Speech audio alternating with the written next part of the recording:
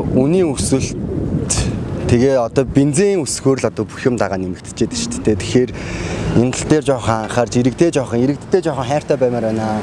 Нийгмийг бүрдүүлэгч одоо энэ дээд байгаа хүмүүсийг ерөнхийдөө бүрдүүлдэг ерөнхийдөө арын дааж явдаг хүмүүс иргэд өөрөө бид нар واخгүй юу. Тэгээ бидний дуу хоолойг юу хэлэх гээд байгаа гэхээр залуу үе жоохон дэмжээч тий. Тэгж л одоо хэлмээр байна. Тэгээд юмны өсөл хөөрөгдөл бол одоо бүр хэрэгсэлтэй тий. Талхны үн одоо бүр баг хэд болчихвоо.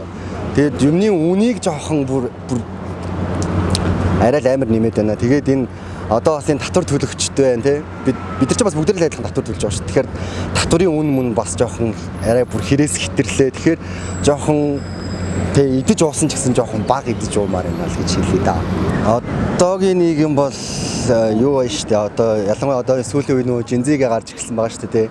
Тэгээд зөв талын хүүхдүүд ч бас байна. Буруу талаар үлгэр дуурайл үзүүлж байгаа хүүхдүүд ч байна. Одоо тэгээд сая тэр нөгөө нэг Шангриладдаг гэдэг байгаа штэ тий.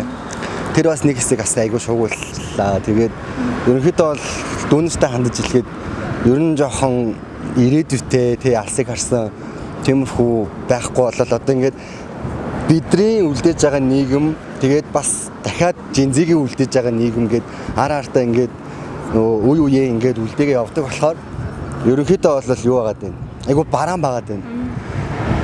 Нийгэм талаасаач бараан байна. Одоо тэгээд бидний аав ээж эмээ өвөө бол бидний үед бол тийм юм байгаагүй. Яг хөө бидний үед дээрлэгт байх хувьд бол байсан.